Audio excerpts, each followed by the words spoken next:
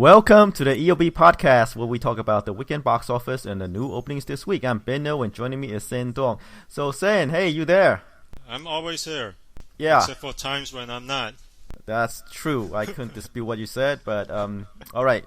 Grace willing, hopefully we don't have any connectivity issues this week. We experienced some hiccups a little bit earlier. Okay. So hopefully we can power through this. Okay, let's jump right in. So we have the Batman vs. Superman Dawn of Justice movie, which I said in the last podcast is being hyped up as the biggest fight face-off since Pacquiao versus Mayweather. Yes. And we both... And just as disappointing.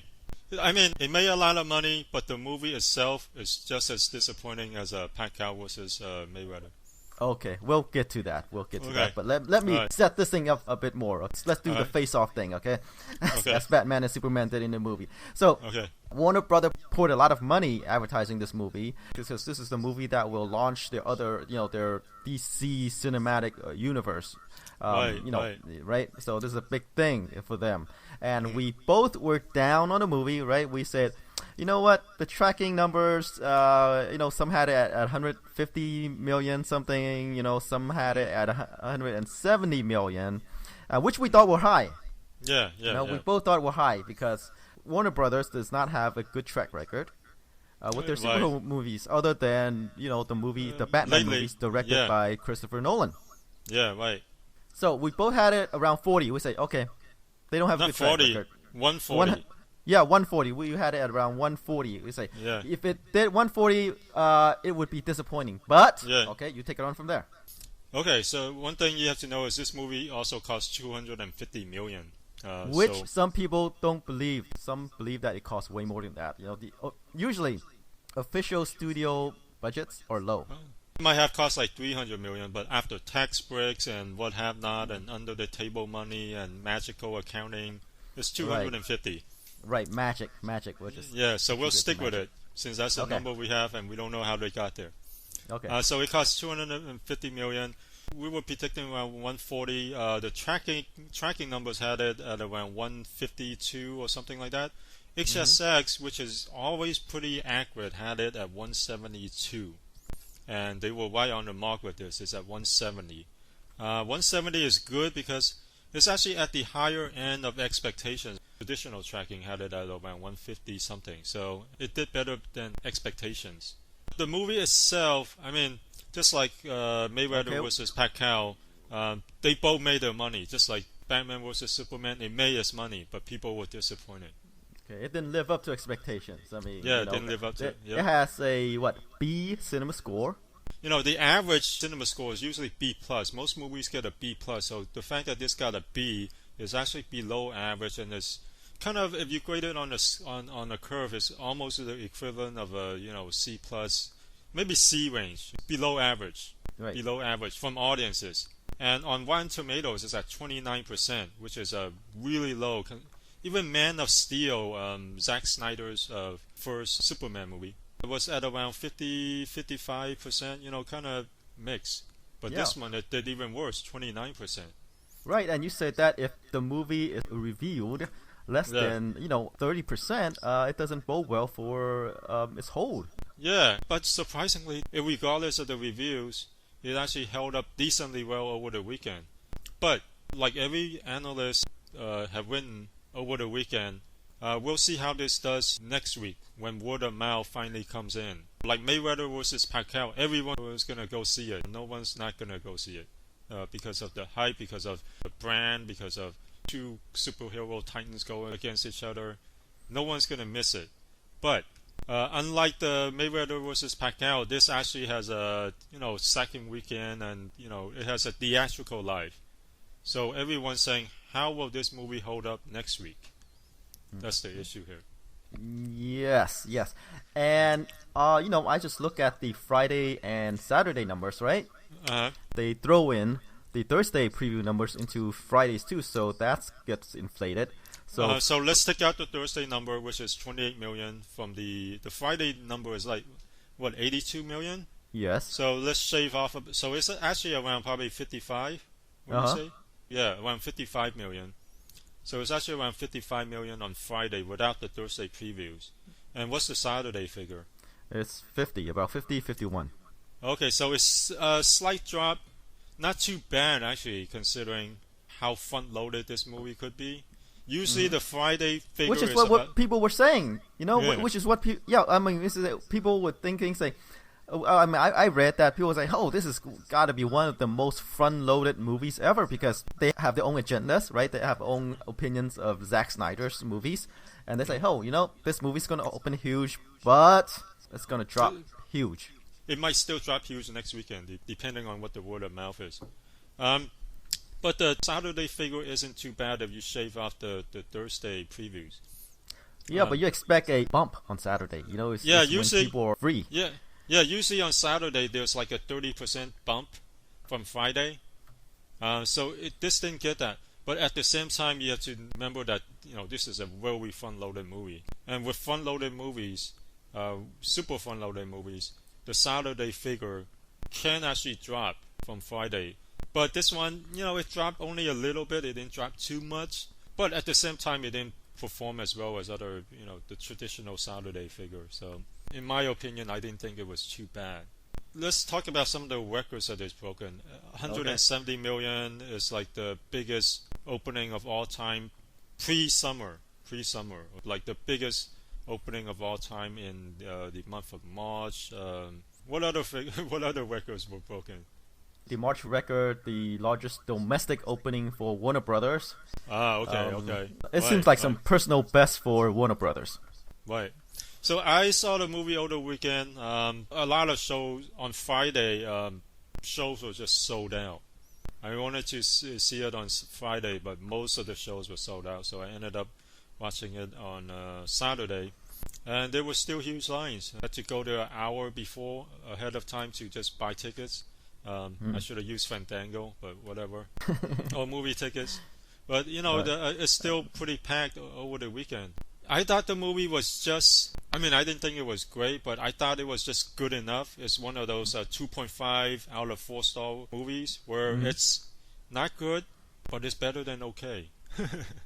So I felt like it was just good enough. Like, not so bad that, not Batman and Robin bad, that bad word of mouth will just crush it in the next weekend. I think if you ask most people, they're just going to go, it's alright. Which is, I guess, for a movie that kind of leads into the cinematic universe. Yeah. That leads into the universe. I'm not sure. Like we said, Warner Brothers can fail a couple times. So I'm not sure. I think it's great if Batman versus Superman knocked it out of the ballpark. But from what you said, not good and not bad is an okay position to be in. That depends on the next movie, though. See, the thing is, they punted the responsibility to the next movie. Yeah, right. Here's what I like about it. This time, the look and feel, the darkness, does work for this movie, mainly because the focus was on Batman rather than Superman. Sometimes I feel like Superman was actually I guess maybe that's why they call it Batman versus Superman and not Superman versus Batman. It seems like Batman was the center of the story. Superman was more like, Robin. Right. Superman already had his movie in Man of Steel. Yeah, this one is kind of like the story continues from Batman's perspective. Right. And, I like Wonder Woman, but the thing is, her story felt just like it was just tacked on. You don't know why she was there, how she got there, and what she was doing there. Well, kinda, but not really. So her character was just kind of tacked on, just threw in there, and she had a great fight scene at the end. And Batman, the Batmobile was good. There were some chase scenes involving Batman that was pretty good. I think the main thing, like a lot of the reviews said, is that the motivation for Batman to fight Superman is just awful. It's like a Jackie Chan movie. Well, Jackie Chan movies have better motivations for him to fight the other guy. It's one of these like almost damsel in distress things, I'm gonna kidnap your mother, you better, well, I don't want to ruin it. Yeah, the motivation for each of them to fight each other isn't that great. You didn't feel that anger that each of them has towards each other. Yeah, the general sentiment I get is that, Batman is kind of less than the sum of its parts. There are some good spots, But as a whole, as a whole movie, it doesn't hold up as well. Like you said, the motivation for the two guys to face off is not as great. And the other characters, some of the Justice League member, they just like show up out of nowhere, and they just like, oh yeah, we're here. Look for us in the other movies. Yeah, sort of. I think that's the thing with Zack Snyder is, even in Man of Steel, where he would throw in these things like with in Man of Steel, Pa Kent, I guess Clark Kent's father. Okay, spoiler alert if you haven't already seen it. He dies, but his death is so trivial. It's one of those things where he just goes in, "Don't save me, just let me die." Superman would have just, if he could have saved him, he would have saved him. It's such a weak, motivation. Like, just let me die, and just to draw an emotion from the crowd. I read what people are saying about the movie, and they say that Zack Snyder's take on Superman and Batman is completely wrong. I mean, it goes against the character of these two people. Their moral compass. It's like Superman don't kill people. Like Batman don't kill people, but they do. In Zack Snyder's universe, they are these guys. They at least in his attempt to humanize them, it goes against what people know about these characters and what make them, Batman and Superman.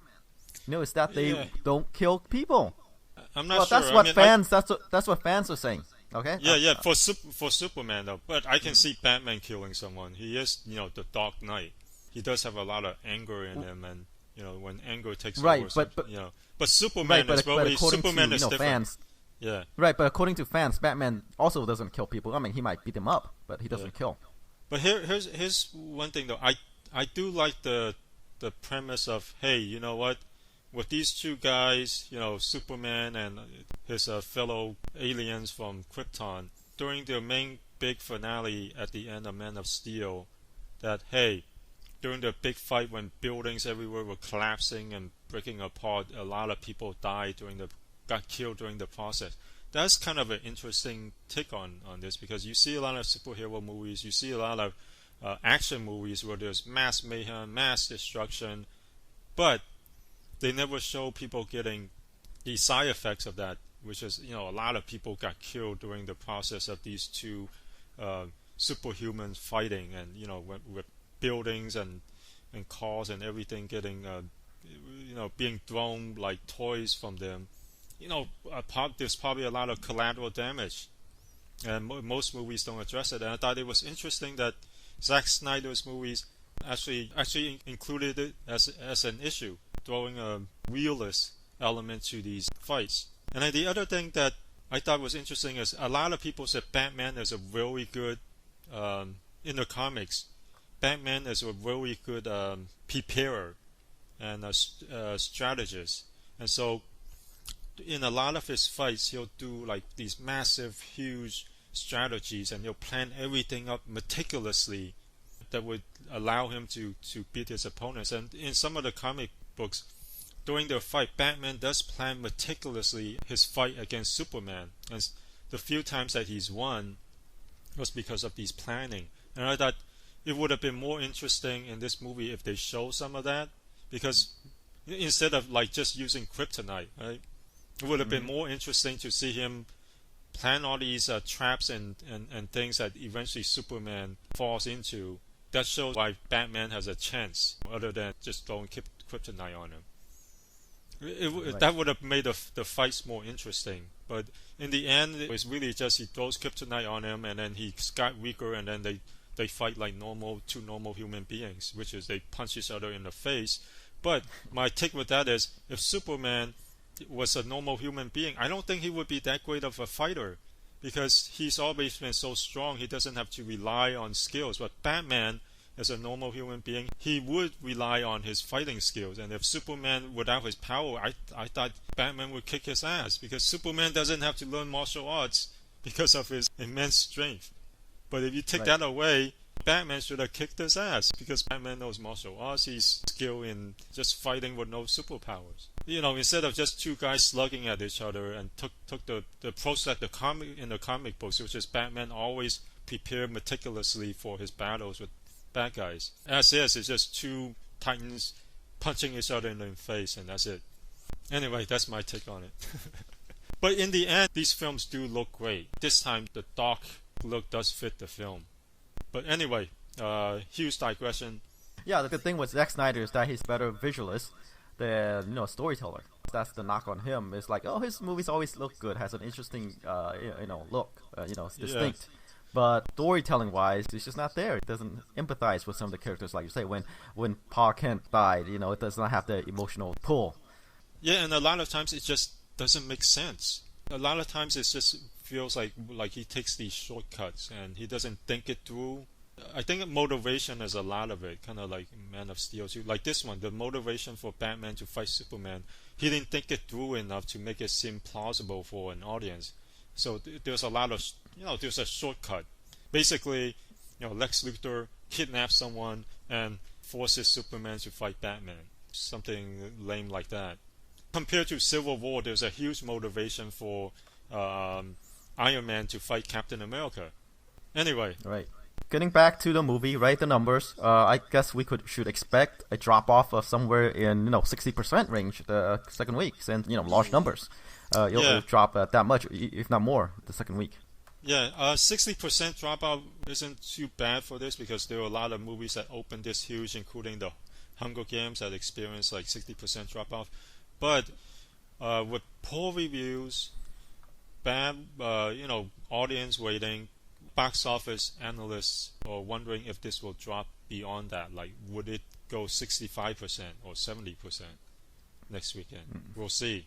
Yeah, for this movie, I think we're going to expect a larger drop-off in the second week. It's the third and fourth weekend, which we'll see. It might not hold up as well. But we'll see. Yeah, well, the second weekend would show us. Because by the third and fourth weekend, you'll either drop or you'll stabilize. But the second weekend is like the more telling one. Will we go 65 to 70%, or will we go 60%? If it's 60%, it's actually not too bad. Let's move on to number 2, which is Zootopia. It pulled in $23 million in its fourth weekend, 37% drop off, and so far it made $240 million domestic. The 38% or 37% drop off is actually higher than its previous weekends. So it seems like Batman vs Superman did have an effect on it, because the previous 3 weeks of drop-offs were like in the 20% range, which is really, really good for a film that opened this huge. So Batman and Superman has some effect on it, but I think next week it'll stabilize. Yeah, even though it's dropped, I mean, it's not that huge of a drop. Like in its fourth weekend, it's a 40s, which is amazing. Right. And worldwide, it has made $697 million. This has a chance to be a $1 billion worldwide grossing movie. You think? Right now it's only $700 million? Looks like it, because it's still getting huge word of mouth overseas. And I think it's still made like $42 million overseas over the weekend, which is pretty good. So we'll see. This one has the $1 billion watch on it. How about we move on to number 3, My Big Fat Greek Wedding 2, which is the sequel to the other surprise hit, the sleeper hit. Yeah, right. It pulled in about $18 million over the weekend. We both had it around $10 million. Yeah, so it did a lot better than we expected, despite, again, poor reviews. 23% on the tomato meter, which is worse than even Batman vs Superman. So it, good counter programming. It's a sequel to a huge first film. The reviews are pretty poor. I think the cinema score was decent, right? It's an A-, so which is pretty good. Yeah, so that's above average. So this film might hold up decently in the following weekends. Yeah, it is a comedy. We thought that, hey, maybe people who were fans of the first movie might not turn out for the second one. I mean, the first movie opened limited release, and then it expanded more and more as the word of mouth grew. Yeah. But the second movie, I guess, as you say, it's okay considering it's such a huge movie. But then again, such a long time has passed between sequels. So. And you always have to look at the budget. It only cost $5 million, and it's made more than 3 times that. So. Yeah, and judging by the way things are going, I mean, this movie might also have legs too. Yeah, although the reviews are pretty bad. We'll see how how much the audience will carry it through. And the other thing is it's like one of the few, if not the only, romantic comedy in theaters right now. So yeah, it's like the only romantic comedy featuring oldish people. Oh, true. Normally romantic comedies are young couples. Right. Yeah, true. So this one appeals to an older crowd, and they tend to be more reliable, I guess. Oh yeah. The older crowd tend to not rush out to watch movies, so this could have a huge hole. The crowd of people who wants to see this might watch it on the second and third or fourth weekends. They don't tend to rush out to see movies on the opening weekend. Okay, number 4 is Miracles from Heaven. It pulled in 9.5 million. In 2 weeks, it made 34 million. The drop off is only 36%, which is actually a pretty good hold. And this movie is advertised as from the producers of Heaven is For Real, which is about 90 some million domestically. Yeah, and this movie is holding up really well. Reviews were mixed, 52%, which is kind of highish for movies in this genre. Yes, because they tend to be in the 20 to 30s, and a few even in the 10% range. So 52% is actually not too bad for this kind of movie. Yeah, I mean it might close above 50 million when it's out of theater. All said and done, yeah. So another hit for film in that genre. Okay, number 5 is the third Divergent movie, Allegiant. It pulled in 9.5 million. Wow, it dropped 67% in the second weekend. So it made only about 46 million after 2 weeks. Yeah, Batman definitely took a lot of its audience. It's the same action crowd. The Divergent series, Allegiant, is also probably the worst review of all the films in this franchise, right? Yeah, it is. But like the first 2 movies opened above 50 million. This one opened to 29 million. So it's like a huge cliff that the movie fell into. Yeah, and 9.5 million. Wow, it's gonna disappear pretty quickly. The first one made about 150, and then the second one was like 120 or something, and this one looks like probably 60 is the best it can do. Around 60, 65 maybe. So it's gonna lose money.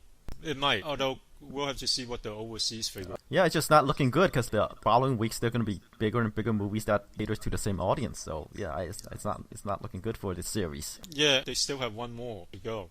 I wonder what they're going to do with it. I guess they'll still have to send it out to theaters. But not good. At number 6 is 10 Cloverfield Lane. Made 6 million, 52% drop off from last week. So far it has made 56 million. It's doing pretty good. It's well reviewed, 90% on the tomato meter, performing really well with critics and at the box office. Okay, number 7 is Deadpool. They pulled in about 5 million over the weekend. Only a 37% drop off. Looked like it didn't get affected by the Batman vs Superman that much. And in 7 weeks, it made about 349 million. And worldwide, right now, it's at 745 million. Right. And it looks like it won't get to 1 billion because it's banned in China. But still, these were really good numbers for a film that only cost 58 million. Yes, and R-rated one at that. Okay, moving on to number 8 is London Has Fallen. It pulled in 2.9 million over the weekend.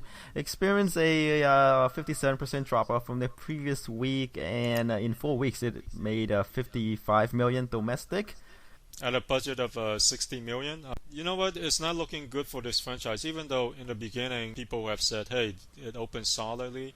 But you know what? The first film made about 100-something million. Olympus Has Fallen. But this one, it looks like it's already disappearing from theaters, and it will probably top off at around 65 million. So we're not going to see another film in this franchise. Right, and I think whichever city gets selected as the next movie is breathing a sigh of relief. Yeah, right. All right, let's move on to number 9. Hello, my name is Doris. I guess it's one of these limited releases that expanded by 300 theaters. I guess not bad. It made 1.7 million. It's already made 3.3 million after 3 weeks. But the per screen average is kind of okay, average, very average, like 3,500 per screen. It is a movie that stars Sally Field, kind of Kind of like one of those films about an older woman who has a crush on someone who's young enough to be her son. The reviews were not bad. It's at 85% on Rotten Tomatoes. Moving on to number 10 is Eye in the Sky. It pulled in about 1 million over the weekend. It expanded like Hello, My Name is Doris. It's a movie about drone warfare, and it's directed by Gavin Hood, the guy who directed that flop, Jane Got a Gun. It stars Helen Mirren, Monica Dolan, Aaron Paul, Alan Rickman. The reviews are pretty good for this movie, right? Yeah, 92% on Rotten Tomatoes. Gavin Hood, he is a decent director. 92% on the tomato meter is very good. So it looks like Jane's Got a Gun is more like not something that happens often with him in terms of quality. Yeah, let's move on to the openings. We have 2 wide releases. God Is Not There 2 and Meet the Blacks. Let's start off with God Is Not There 2. This movie is one of those faith-based Christian movies, and it is unabashed about its message. It's proud about that God is real. We should stand up for this, and I think this movie should play well in certain parts of the country, especially with some of the laws being passed in some of these states. So the movie stars Melissa Joan Hart, Pat Boone, Robin Givens, Eddie Hudson, and I didn't even watch the first movie, God Is Not Dead 1. I don't know how that movie did. Let's see. God Is Not Dead was released in last year, and it pulled in about 60 million domestic, which is pretty good, and the budget is 2. From the trailer, it looks awful. It is, but as I said, I think it will play well in certain part of the states, conservative part of the states. Wait, how did the first one do? It did really, really well. You'll be surprised. It made about 60 million. Okay. Domestic. All right, that's why they have a God's Not Dead 2, and I mean the trailer looks awful. But hey, the first one did 60 million, so we'll see how well this one does. This like I said, this movie is unabashed in its message that God is real. We shouldn't be ashamed that we believed in this, and this is kind of like the middle finger to the rest of the world, or the non-believers, saying, hey, we're not backing down. We should stand up for our rights and our beliefs. Yeah, well, considering that, what's the percentage in the U.S.? Like 70% of the people in the U.S. are Christians? What kind of numbers are you thinking? I think it'll open around to the same as the first movie. The first movie opened to about 9 million. I think it's going to do around there too. I think, 10 million. Yeah, I don't know how to predict this one, because the first one opened to only 9 million, but it ended up making 61 million. That's a huge multiple. That's like six times. On average, most films only do 3 times opening weekend. So this the first film had huge legs. So I'm not sure if that huge legs means like huge demand. If it means huge demand, if it means that there's a huge following, this film might open better than 9 million. And I'm not sure how these things go. In terms of these kind of films for sequels, in this faith-based genre, because a lot of these faith-based genre films, they promote it in the theaters and churches. So I'm not sure if they have that pent-up demand. But since the first film was leggy, I'll use the traditional movie and I'll give it a 15 million. I'll give it a bump, a 15 million opening. Yeah, I wouldn't be surprised if it did that number, because it taps into an anger within these faith-based groups. So I'm not surprised it will do that number or more. Okay, let's move on to Meet the Blacks. This looks more like a Wayans brother satire, and this time they're making fun of The Purge. Do the Wayans brothers have anything to do with this? I'm not sure, but if they are involved, usually they stars in it. Yeah. Anyway, this one stars Mike Epps, George Lopez, and they're satirizing Purge. Normally people satirize or spoof bigger movies, but The Purge. Yeah. I don't know what to say about this movie, other than, look, if the Wayans brothers can't, what was their last film? 50 Shades of Black. That one pretty much tanked. If the people who normally makes these kind of movies or tanking at the box office, I'm not sure how well. I am sure. Okay, it doesn't bode well for people cashing in on this kind of movie. Other people cashing in on this kind of movie. True, but the weird thing is, I think the trailer's kind of funny. I'm not sure why, but it's kind of funny to me. But I'm not sure if I would want to go and watch it. That's the thing. Yeah, it does seem kind of funny, but it seems more like I'll watch it on video type of thing. Oh, but you know why I think it's funny? You know why it's funny? I think it's from the shock of saying, wait, did they really spoof The Purge? Right, exactly. I mean, The Purge were hits at the box office, but they're not like humongous hits. I think the first one made about 50 million. The second one did a little bit better, like 60 or 70 million. Usually the films that they make fun of are films that gross like $100-200 million. Like 50 Shades of Grey. Not these horror hits with a niche audience. So I don't know. I don't. I'll just throw it out there. 5. I mean. Okay, 5 on a good day. Yeah. Okay, yeah, 5 on a good day. I'll go with you. Since people are gonna be watching that Batman movie, right? Yeah. Or Zootopia, or a million other thing other than a spoof of The Purge. Right. Okay, I think we made it through. Okay, we finally made it through. There were a lot of dropped calls and bad connections, but we got here. We at the finish line. And we will see you next week and see how we did. All right. Okay, see you guys next weekend.